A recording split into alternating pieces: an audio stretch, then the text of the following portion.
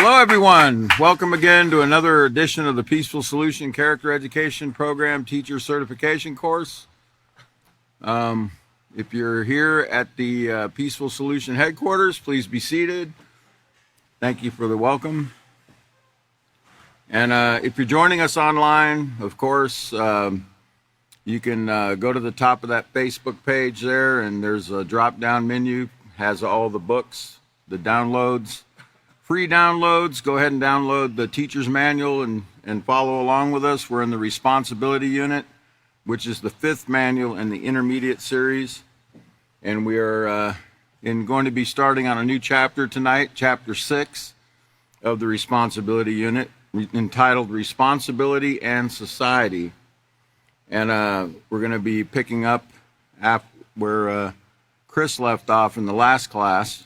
And probably do a little bit of a short review of what we learned in chapter 5 about it's not a one-time thing, right? It's not a one-time thing to read it either. You got to keep reading this over and over and over until it, penetrates the heart and mind, not only of the students but the teachers. It has to also become part of us in order to be able to teach it effectively. So, glad you made it back on this hot Texas day. It's not even summer yet, I don't think. I think it's still spring, but it's been hot now for a little over a month already, so it feels like it's already summertime. Okay, so we're going to be picking up in the note to the teacher on page Lesson Plan 6A. Lesson Plan 6A. There's a note to the teacher that we always have to look at. And we're going to go over that before we do our review of what we learned in the last chapter. So, in the note to the teacher, it says, "We currently live in a society where crime has become commonplace. The amount of violence shown by the entertainment industry and found in real life has left many young people desensitized to the effects of crime on the individual, the community, and society as a whole." And that word desensitized, it's hard to pronounce. For some people, they have a hard time pronouncing it. But also remember, in the glossary on page 167, there's a definition of that word desensitized, and it means to make a sensitized, I can't even pronounce it. To make a sensitized or hypersensitive person insensitive or non-reactive. Say that 3 times as fast as you can. Let's read it again, right? Desensitize means to make a sensitized or hypersensitive person insensitive or non-reactive. In other words, to put it in the simplest terms to a junior high student, you would tell them, it's when you see like something really gory in a movie, like a lot of blood or something, or you see somebody decapitated, or you see somebody's arm cut off, or, somebody stabbed with a knife and blood gushing out. You see, when you first see something like that, it's very horrific. You wonder if it was really real. It's really scary to you or whatever. But after you see it over and over and over again, you start not to really have much feeling about it anymore. It's like your senses are dulled to it. It's like you've already seen it so many times that it doesn't bother you anymore. That's what desensitization means. You're no longer sensitive to what's taking place. Let's put it that way. Okay, so desensitize. Go back to lesson plan 6A. It says, teens are committing more crimes than ever before. The threat of school shootings has not diminished. I know you don't hear much about them, lately, but there's plenty of school shootings taking place even now. And a lot of times they don't report them, they don't really make the paper. There might be, 1 student shot or 2 students shot, and it never really might make a local paper somewhere, but it doesn't make national news. And then you're always shocked, when you read You know, there's been 1,500 school shootings this year alone, and you're like, man, I never even heard of 3 of them, you know?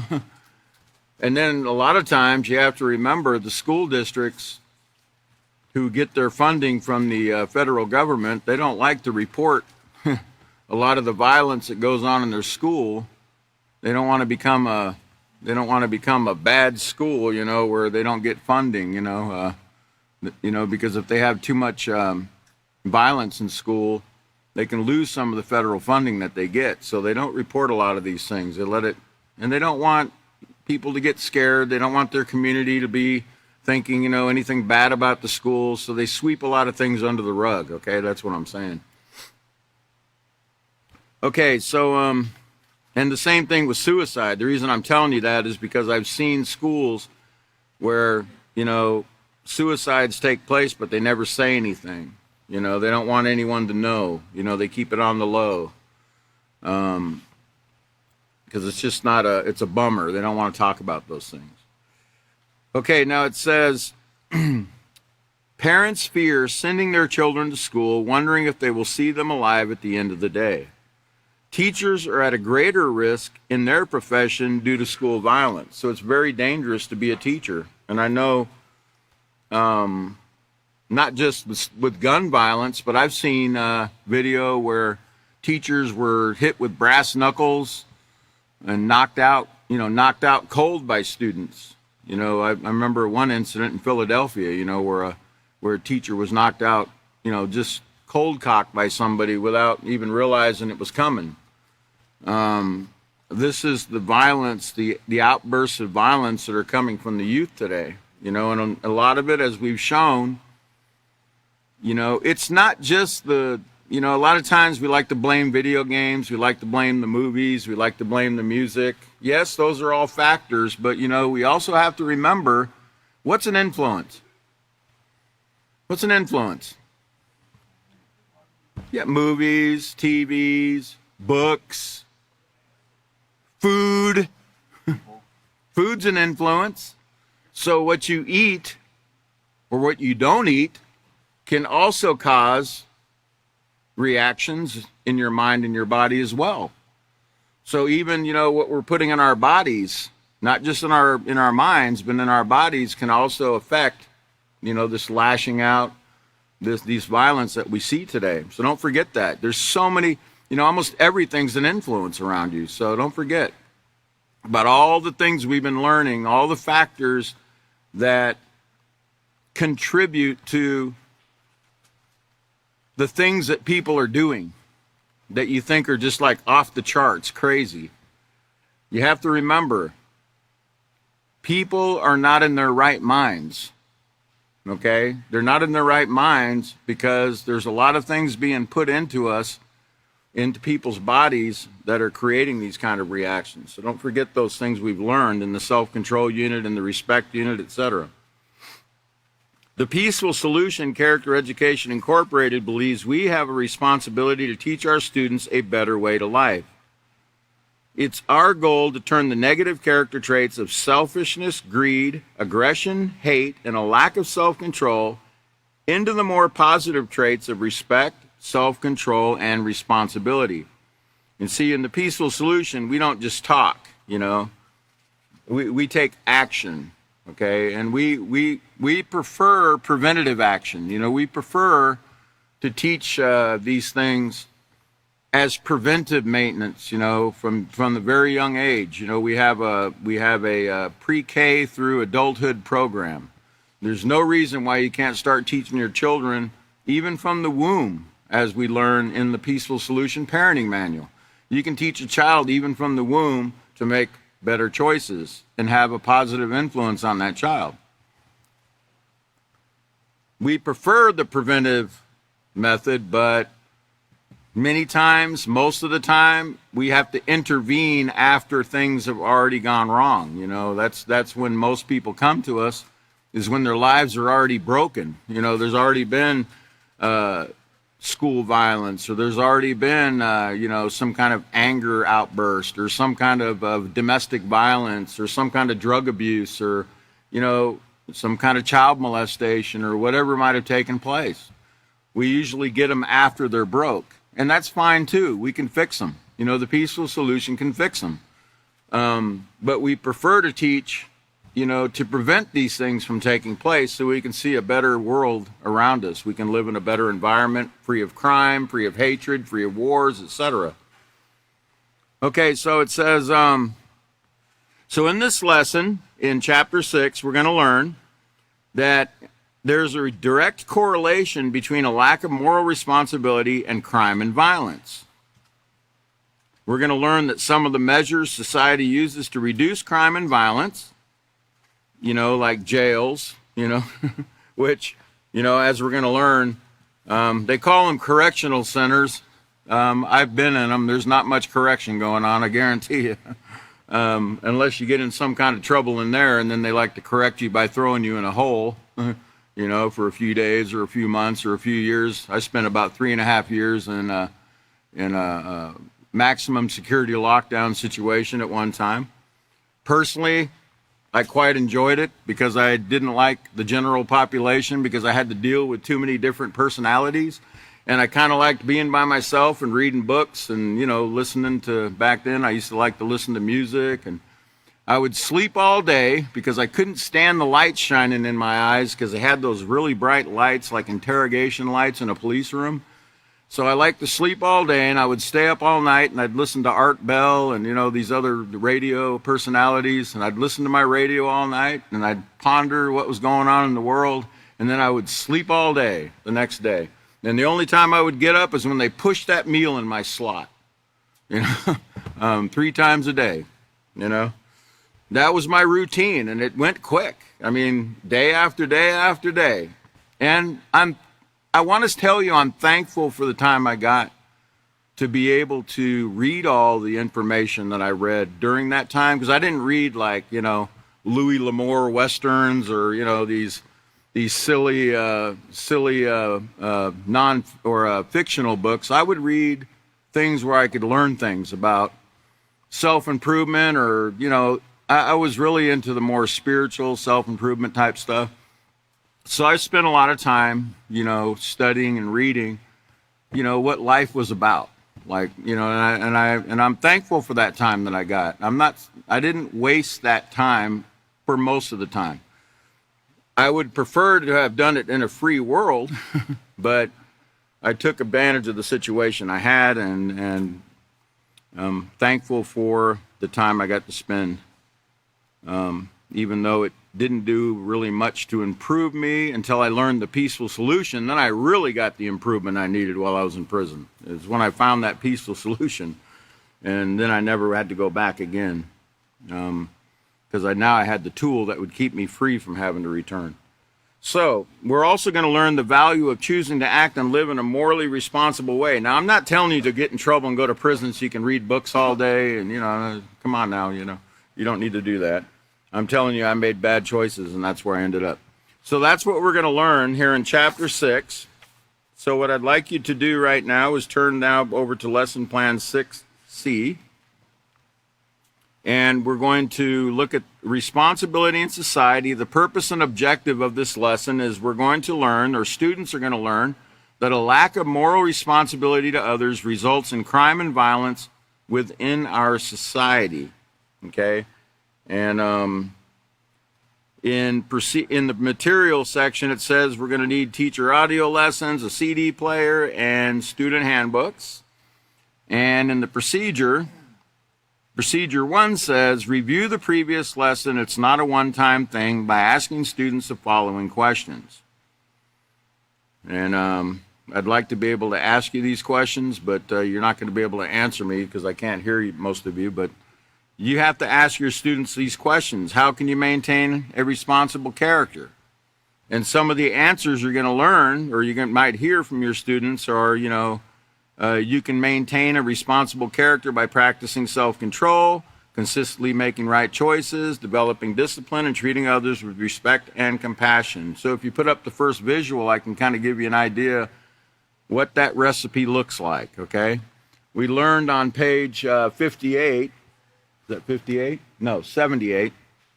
We learned on page 78 in lesson 5 about maintaining a responsible character and all the ingredients that go with it. And if you notice all the ingredients, you have self-control, you have consistency. Remember, self-control was like the main thing. If you don't have self-control, then you're not even going to stop and think about anything you do. You know, you're just going to go ahead and act on impulse and do whatever feels good. You know, as they say, is that Nike's logo, slogan? Whatever feels good, do it. Consistency, you're going to need delayed gratification. In other words, you're going to have to put off, you're going to have to delay. For instance, you see a girl that you're interested in, you know, you're not just going to go sleep with that girl. You're going to wait. You're going to do things right. You're going to get married. Then you're going to do things that married people do. You're not going to do it before. You're going to delay that satisfaction and gratification till you've gone through the proper steps. That way you can avoid what?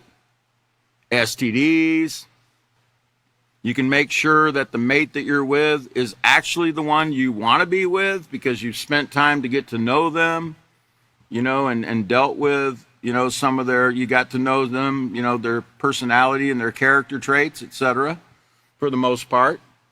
You know, so if you delay that gratification, there's lots of rewards for doing that. And then you're also going to need determination. You're going to need some determination, you know, to not give up in that situation, in maintaining a responsible character, because sometimes you're going to make bad choices.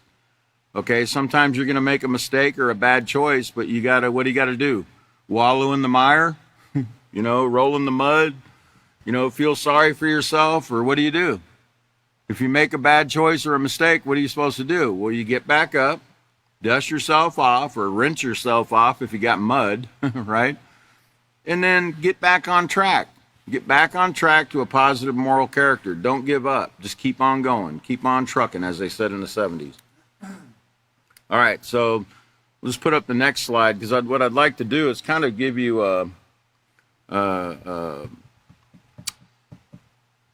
well, let's not look at that yet. Let's look at B. Let's look at the other question you can ask your students, because these slides will kind of answer some of the other things. What are some of the rewards of maintaining a responsible character? And, you know, that's really what we need to push. You know, we need to push the rewards, you know, because it's kind of like, you know, all right, they need to know the consequences, but they also need to know, well, if I do make the right choices, what's in this for me, right?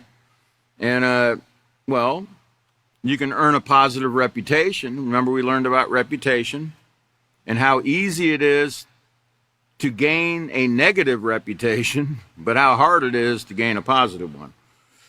You can get a positive reputation, you'll be trusted, and you'll be given positions of leadership. Let me also, you know, let me just say, you're not just going to be given positions of leadership, you're going to be given more responsibility.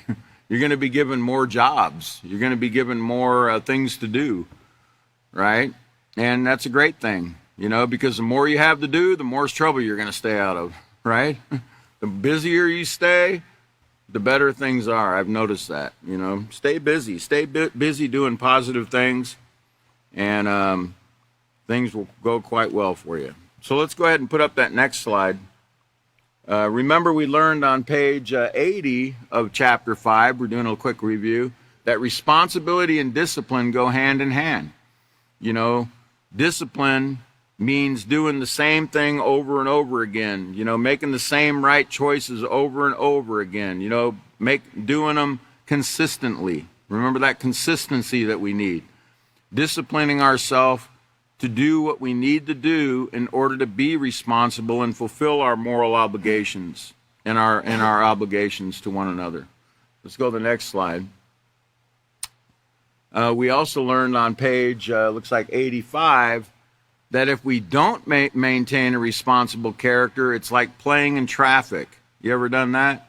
You ever gone out on I-20 at 5 p.m. and put a blindfold on and tried to walk across without getting hit? People going 75 miles an hour, you know, they'll probably stop for you, right? Well, some people might. It's like playing in traffic. It can be dangerous and unpredictable. It's risk-taking, okay? Which we see a lot of risk-taking behavior going on out there, in the world, I remember the reading about the scientists, when they invented the atomic bomb, when they were getting ready to explode the first atomic bomb back in 1945. They all had bets going, like, well, I'm not really sure what this thing's going to do when we blow it up. It could light up the atmosphere and just destroy the whole creation. It could take place. And then the other scientist is like, well, I don't think it's going to quite do that. It's probably just, it could create a chain reaction, that could end up blowing up 3 or 4 cities, and then, they all were wondering, what was going to take place. Nobody knew what was going to take place when that bomb went off for the first time. Wouldn't that be like the ultimate risk-taking behavior? Wouldn't you think? They dared to blow that thing up.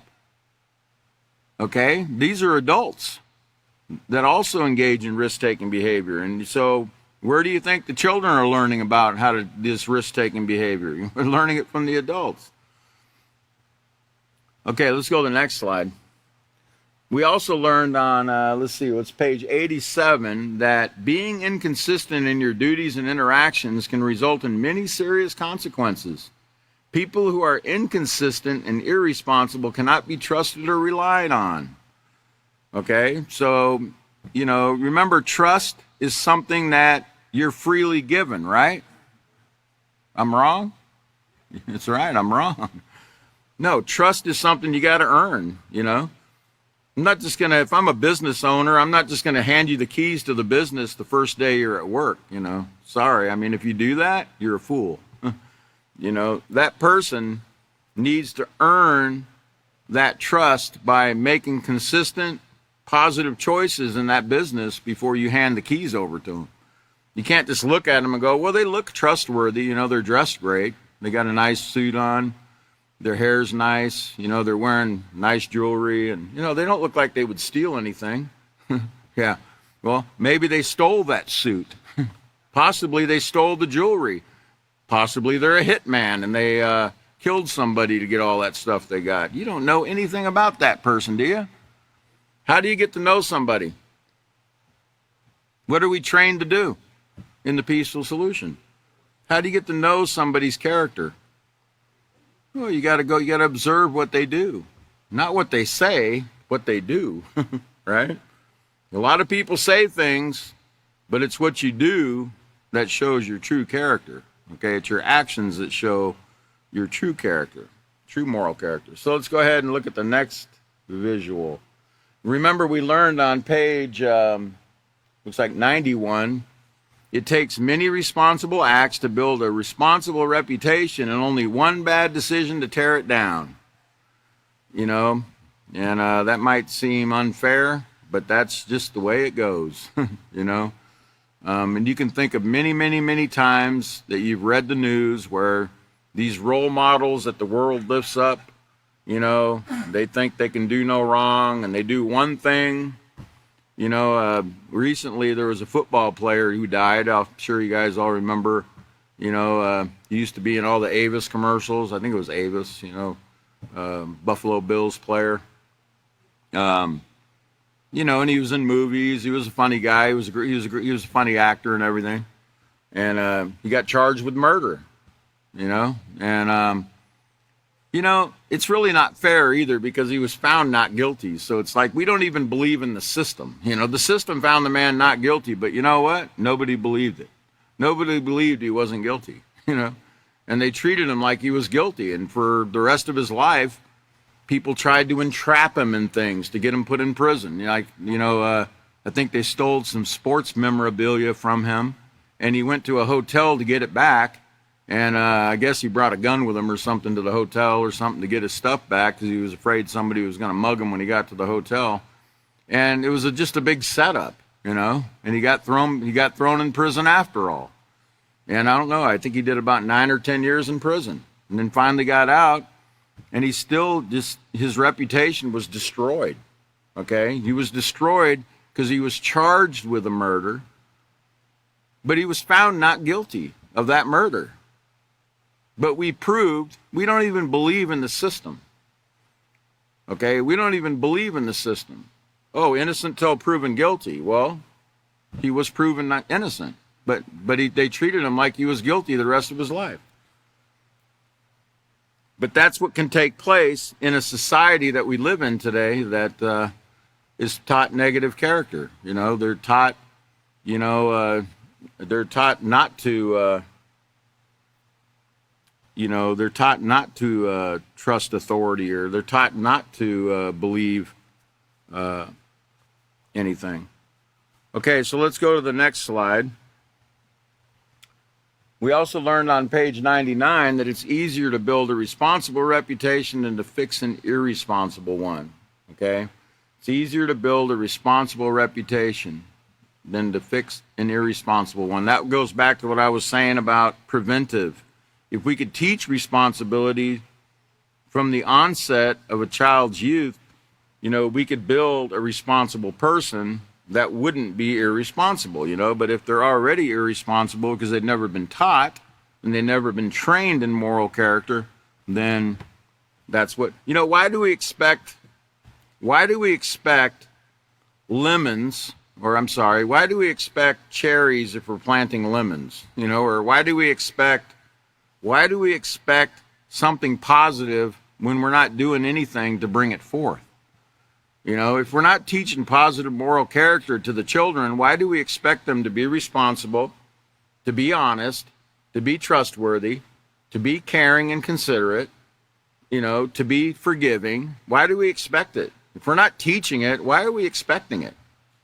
Okay? We shouldn't be expecting. It's not fair to expect something that you're not teaching. It's not fair to expect something that you're not displaying, right? It's not fair to get upset with your child because they didn't clean the toilet the way you wanted them to when you didn't show them how to clean the toilet. Right? Well, you didn't clean that toilet right. Well, Dad, you didn't even tell me how to clean it. I thought I cleaned it. Well, yeah, but you didn't get behind the... Yeah, but you didn't tell me. Okay? It's not fair to expect something if you don't teach it. All right? And that's what's going on in the world today. Everybody's expecting everything to be come up roses, but... they're planting thorn bushes, right? You can't do it. It doesn't work. There's consequences for our immoral actions. For our lack of teaching morality, there's consequences.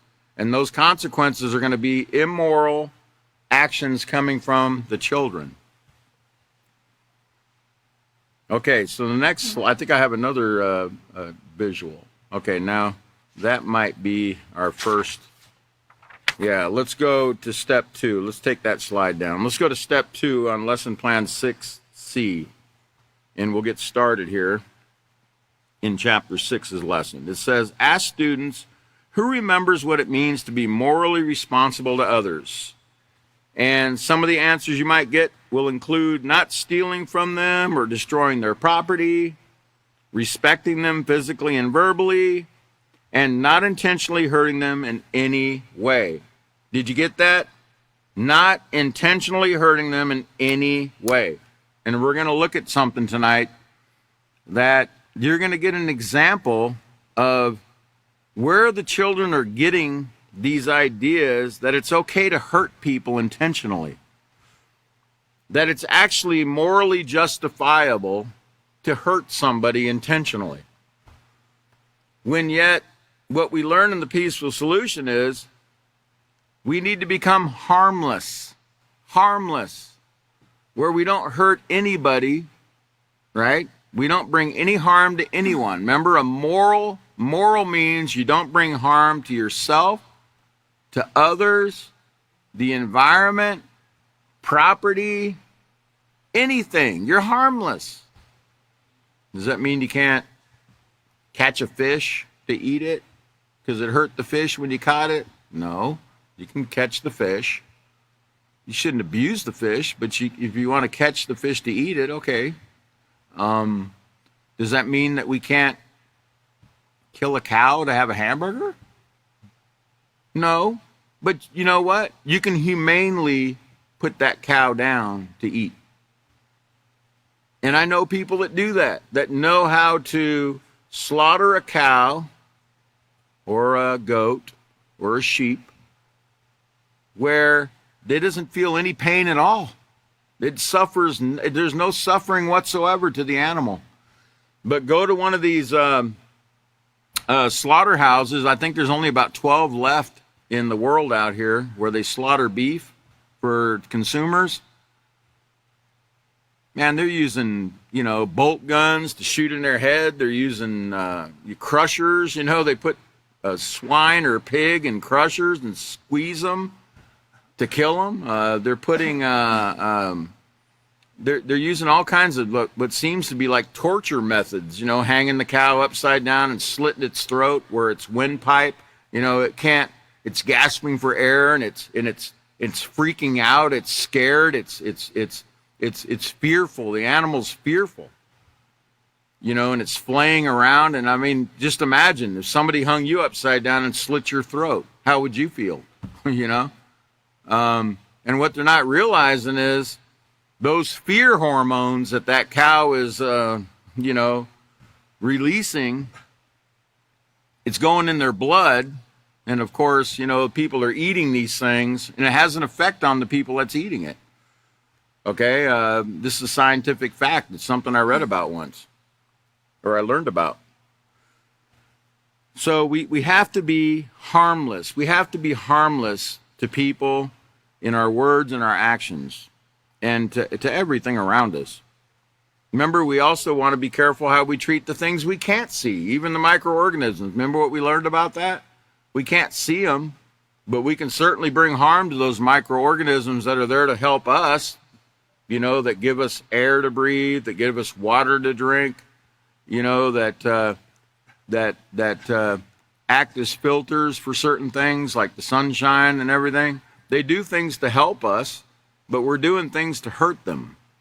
And when we do that, we're bringing hurt upon ourselves as well. All right, so not destroying property, respecting people physically and verbally, and not intentionally hurting them in any way. That's some of the answers you might get on what it means to be morally responsible to others. Now, tell students that in today's lesson, we're going to learn that when people in society lack moral responsibility toward others, the result is crime and violence. Have students turn to pages 99 and 100 in their handbooks and read the introduction and the character of crime. So let's go ahead and turn over to page 99. And let's go ahead and put up the next. Well, why is that there?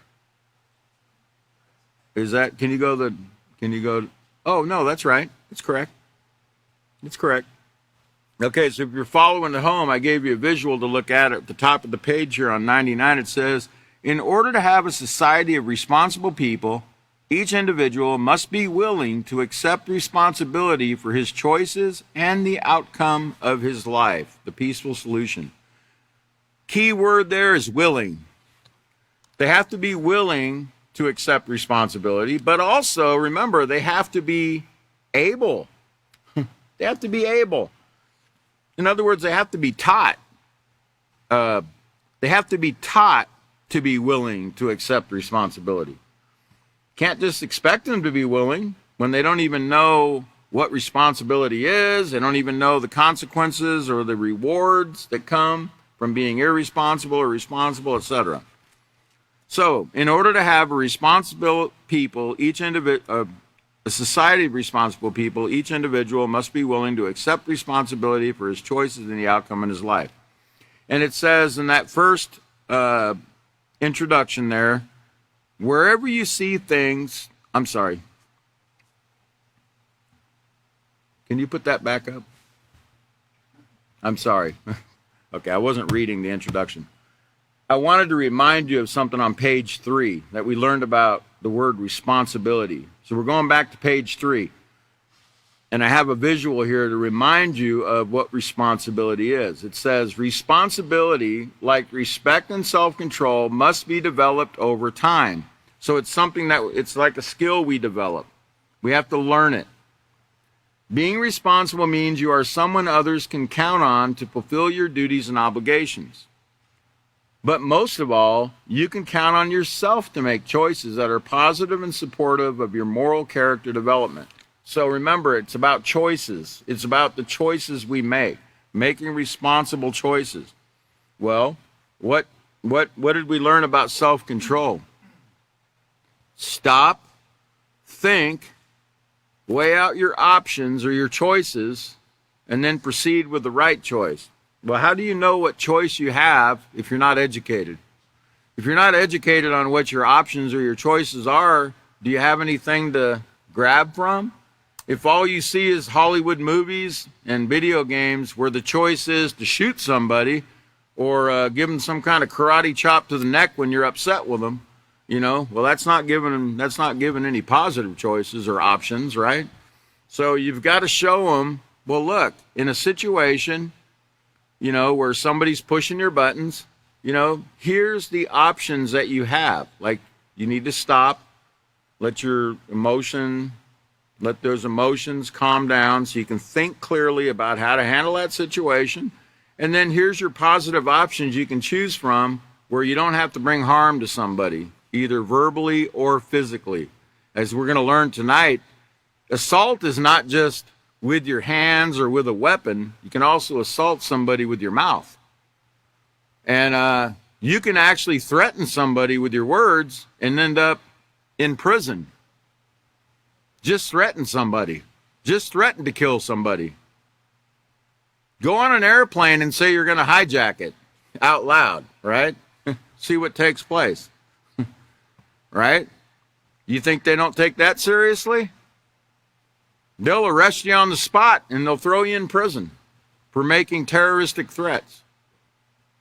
So you can get in trouble with your words too, and you don't just need weapons. You don't just need your fists and weapons. You can get in trouble with words. So you got to be very careful.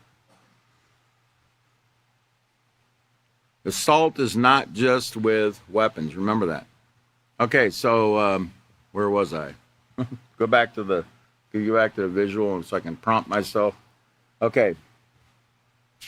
All right, so no, I got through that. Okay, so let's look at the second paragraph there. It says, within the last 50 years, our society has been responsible for inventing and producing many technological advances. Although 50 years ago might seem like ancient times to you, it really wasn't that long ago. Now, 50 years ago. Now, when this book was written, it was written in 2003. So 50 years before that would have been, 1953? But let's go back 50 years from today. Let's go back 50 years from today, just to be fair, right? 50 years backwards from 2024 would land us around, 1974? Would that be right? Mid-70s. Let's see what was taking place in 1974. I was in jail already. I was already in jail. I was already in juvenile detention. 1974. But think of the progress, technological progress that's been taking place in those years. Let's look at some examples. Let's look at the next slide. Right there was where I was supposed to read. Show you that, when it talks about building roads and stores in that first paragraph, let's read the first paragraph one more time. Wherever you see things accomplished and progress made, someone has been responsible. Did you ever wonder who took responsibility to build and develop roads, schools, stores, and all the other buildings and services that we've grown accustomed to? That's right. Somebody was responsible for building those roads. Somebody was responsible for coming up with a plan to build that road. You don't just build a road. First you got to get a law passed to build a road. You got to go the city planners or, the state planners, they have to have, I remember one time I saw a visual of what it takes to pass a bill. Like even to get a sign at a railroad crossing, it takes an act of Congress, basically. First somebody has to see that we need a stoplight or we need some kind of railroad crossing warning sign right here. because there's a railroad track. So then you got to go to your local congressman or your local representative and say, hey, I think we need to have, some kind of stoplight put here or some kind of railroad crossing warning sign here. So he has to type up a bill or some kind of legislation to pass a law to have something stuck there. Then they have to pass that law to make it a law that, yes, we need to put a light right there. We need to put some kind of light or warning light right there. Okay? Then they have to plan how to put that light there. You have to go through all these different hoops to get things done. It's not that simple. You don't just go out and build a road. You don't just go out and build schools, And you have to have permission. Remember, you can't just, any of us, if we want to take initiative to do something, we have to get permission to do it first. We can't just go do it. Even if our idea is great and it's going to help a lot of people if we do it, we still need to get the permission before we just go do something, right?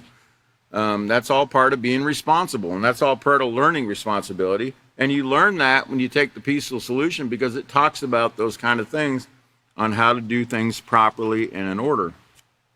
So let's go back to that. I just read about the last 50 years. Let's look at some of the advancements. Anybody remember that? If you lived 50 years ago, you know what we're looking at, don't you? That's called an 8-track tape. I used to have 8 tracks, man. I used to have the cassettes too, and you know what? They were bulky. And if you put that 8-track in your 8-track player, it would eat it up sometimes. It would eat the tape, and you pulled it out, and it's all big old string of tape, and you're like, man, I just paid $2 or $3 or whatever it was for that thing, and it's already broke. Now remember, this is 50 years ago. And then you could only fit about 40 8-tracks in that big old suitcase you had to carry around, right? Big old suitcase, man, full of 8-tracks, right? In your van, It's what most people drove back then, a Volkswagen Beetle or a van. You had to have that big old carrying case, with your 8-tracks. Well, let's see how we have advanced in the last 50 years. So let's go to the next slide. Now, you see that little device there, that little smartphone? You know what you can store in that thing? If you want to store music, right? Now, assume it says, how many songs does a gigabyte of storage hold, in these smartphones? It says, assume a smartphone with a 4 gigabyte of available data storage. If your pop music library averages 3.5 minutes a song at 128 kilobytes each in the MP3 format, then you'll have a bit over 70 hours of music available, or about 1,250 songs.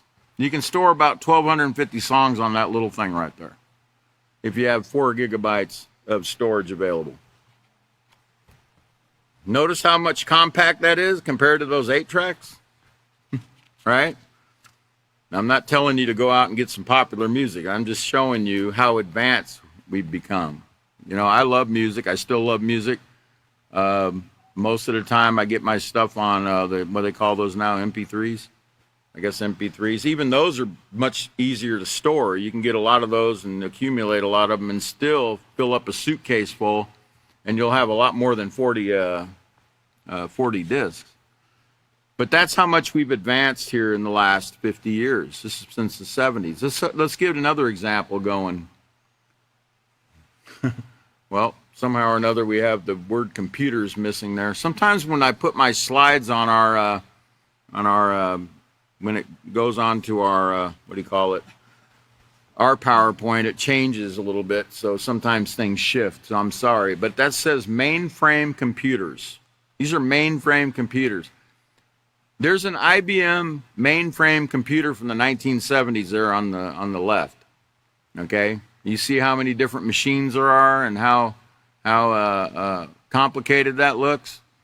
Today's IBM mainframe computer right there that most banks use, and these large corporations that store mega nano whatever they call it, billions of bits of information, that's what they look like. That mainframe computer right there, that's what it looks like. Okay? You wouldn't need that in your house, unless you're running some kind of a worldwide web thing or something. But that's what they look like today compared to what they used to look like. Okay, let's get another example going here. Oh, okay. Well, let's take that down for a second because I want to show you that even though, let me continue to read in the second paragraph. It says, 50 years ago, television was just invented, and it was only black and white. There were no personal computers, video games, microwave ovens, Walkmans, CD players, or even CDs. Now, this is talking about, 50 years before 2003 when this book was written. Now, in the 1970s, the personal computers had just come out, okay? Like the Apple computer. Those are some of the first home computers, personal computers. Video games. There wasn't any video games except one video game. Pong. Pong, that stupid little line with a little ball, kept. And then I guess after that it was asteroids or something, where you blew up the rock, and it just kind of went from there, What was it? What was that other one? Pac-Man or something? Okay, so, but they were just coming out in the 70s. They just started coming out, okay? So remember, we're only going back 50 years from 2024. There was microwave ovens just came out in the 70s, okay? Walkmans, did they have Walkmans in the 70s or 80s? I think they came out in the 80s, I'm pretty sure. I know I had a Walkman in prison. So I'm thinking it was like late 70s, early 80s that Walkmans came out. CD players, no, they didn't have them 50 years ago. And they didn't have CDs 50 years ago in the 70s, okay? They had, most people, if they wanted to listen to music, they had 8 tracks or they had cassette tapes or they had records, those discs, vinyl discs. So we've come a long way when it comes to that kind of stuff. Now, in the third paragraph here, it says, although we live in a society where technology is increasing by leaps and bounds, is our moral responsibility to each other increasing at the same rate? Well, let's find out. Put up the next visual. Let's see. Here's Gaza 50 years ago. Here's Gaza, where Israel and Palestinians are going at it right now. Looks like a pretty bustling little town, lots of markets and people, probably going shopping and enjoying life, for the most part. Let's look at it 50 years later. Wow, looks like we're advancing, right? Are we advancing? Does that look like we're advancing here morally? Is our moral responsibility to each other increasing at the same rate as our technological advancements? Well, we're advancing. We're getting bigger, smarter bombs that are doing that kind of destruction right there. Right?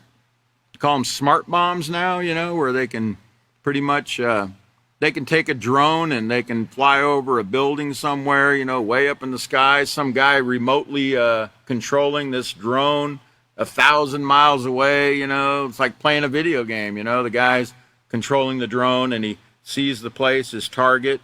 He lets the missile loose and it goes down these bombs are so smart, they can go straight down that chimney or whatever, that air duct, and land right on that guy's desk.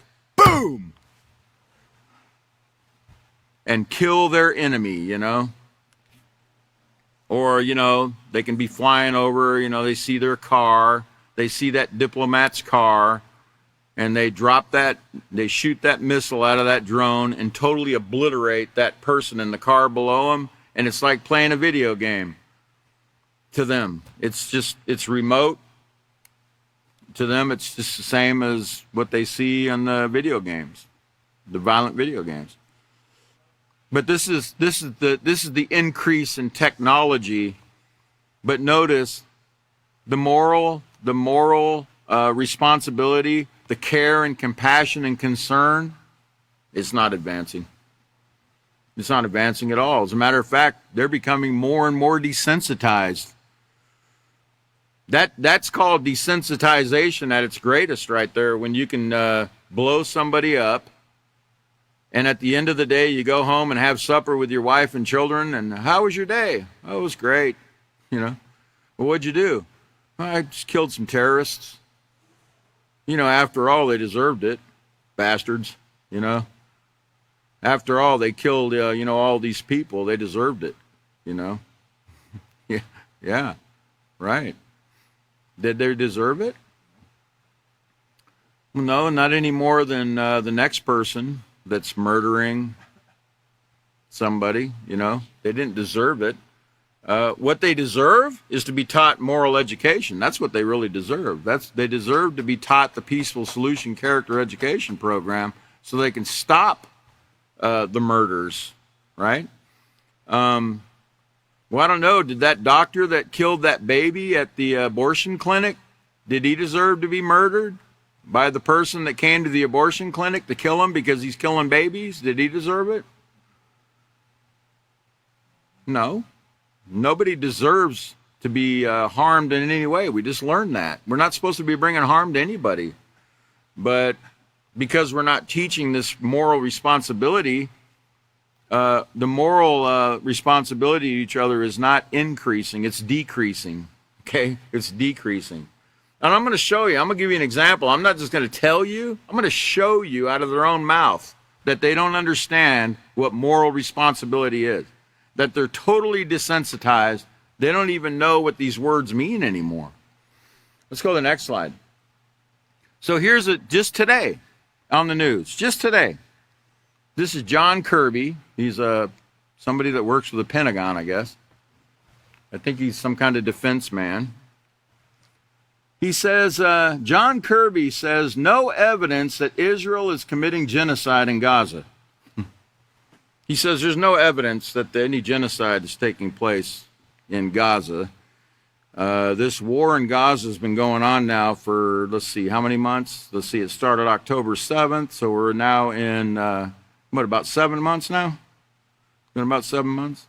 7 months of just dropping bombs day after day after day after day after day, slaughter and carnage taking place indiscriminately on hospitals, on houses.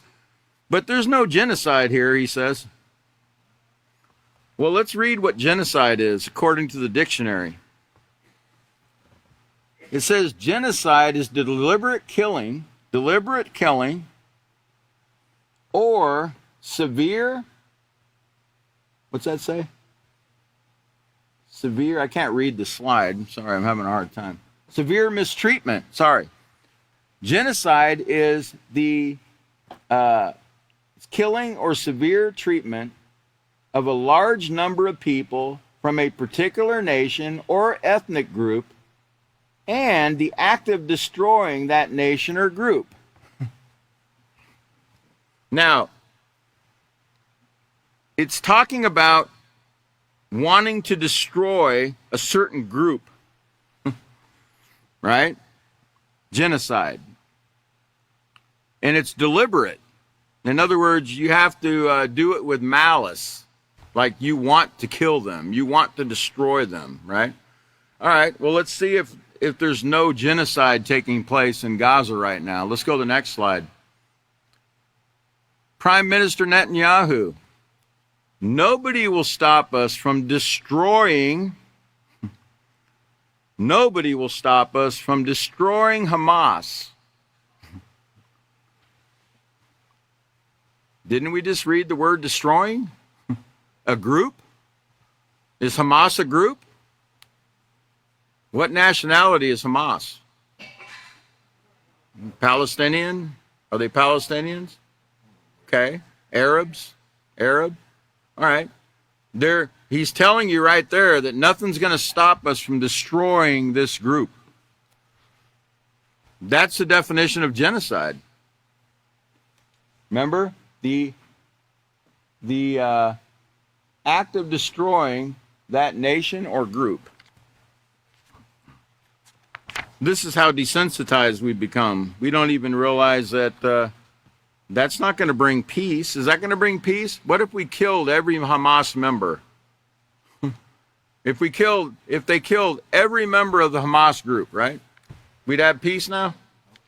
Peace, the bells would all, the doves would all fly in the air, and, let's see, pink ponies would be floating around.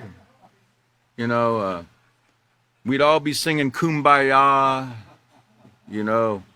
Everybody would just be holding hands all around the world, right? Because Hamas is dead. Ding dong, the wicked witch is dead. We're all gonna have peace now. Really? Really? Well, let me tell you something. There must be a lot of Hamas members out there, because they've been bombing now for 7 months. The place looks like a nuclear bomb hit it. And they're still running around in tunnels, and, there's no end in sight of these Hamas members, And guess what? Every one of those Hamas members have children, family members, friends. Do you think they're just going to forget about this? What about all the innocent people that are caught up in all the destruction? They're going to all be singing Kumbaya and having peace at the end of this? Can we back up to that slide with that man sitting there looking, he looks like he's having a great time, right? In Gaza. Now, I want you to think for a second. Look at that picture right there. Now, imagine that's you. Imagine that's your town. Imagine that's your neighborhood. Imagine that's your little child that's been reduced to ashes. Just think about that for a minute, Mr. Netanyahu. And everyone that thinks war is going to bring peace, because it's not just Mr. Netanyahu. Mr. Netanyahu wasn't taught the peaceful solution either. None of this is going to bring any kind of peace to this world. Zero. What it's going to guarantee is more of this right here that you're looking at. And guess what? Where does it end? Where does it end? Because what are they talking about doing now? What are they talking about every day on the news? How they're going to have peace with one another? No. They're talking about nuclear war now, every day. There's a woman, you might want to catch a couple of her videos. She's very knowledgeable. Her last name is Jacobson. That's all I remember about the woman. But she's written a book about nuclear war. She's done a couple interviews that I had the opportunity to listen to lately. And man, I'm telling you, what this woman was describing, she did a study on all the last 70 years of nuclear testing. She took all the Defense Department documents. She took all of the available evidence that they have of what's going to take place if a thermonuclear bomb is dropped on Maryland, D.C., or any city. And what she describes is quite horrific. An explosion that's thousands of times hotter than the center of the sun. And we're talking about these things now like it's nothing. It's coming out of their mouths every day about how they want nuclear war. We seem to have forgotten what occurred in the horror that took place in Japan about 70 some odd years ago, right? And no, we could never have that again. Well, guess what? We're going to have that again. But no, we don't need to teach peace, If we just kill all of our enemies, if we just get rid of that group right there, if we just destroy Hamas, peace and freedom will ring throughout the land. And everyone, once this Palestinian, once the Israelis and the Palestinians have killed each other's enemies, the whole world will break out in peace, right? Do you see how stupid that sounds? How would that ever bring peace? How has any war ever brought peace? Have you ever seen it yet? No, it might. They might win the battle, you know. They might win the battle for a while, and you know, but their enemy, you know, eventually they're going to rearm. They're going to make some more friends and allies, and you know, they're going to come back, and guess what? They're going to remember what you did, and they're going to come back, and they're going to get revenge. You know why? Because they haven't been taught that revenge is not the answer. They haven't been taught that yet, so they're only going to do what they see everyone else doing. And folks, it's not going to turn out great for any of us. Now, it will turn out great for those that take the Peaceful Solution Character Education program and they put it to work in their sphere of influence, you know, amongst one another. It's going to turn out great for them. Okay? But for the rest of the world, it's not going to turn out great. And then sometimes you got to get burnt by the stove, so to speak. You got to get your hand burnt in order to understand you can't keep touching that hot stove, because eventually, and you can't keep poking the bear either. You know, that bear they keep poking, where they want to put some nuclear bombs over there in Poland now. Poland's saying, you know, I just read an article the other day, Poland's saying, we're ready to host nuclear weapons now. Bring them over to our country.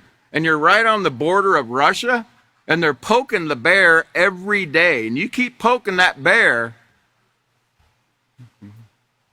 Folks, this is not great what's taking place in our world. The only hope we have right now is the Peaceful Solution Character Education program, okay? That's the only hope mankind has. They don't realize it yet, but it's the only hope they have.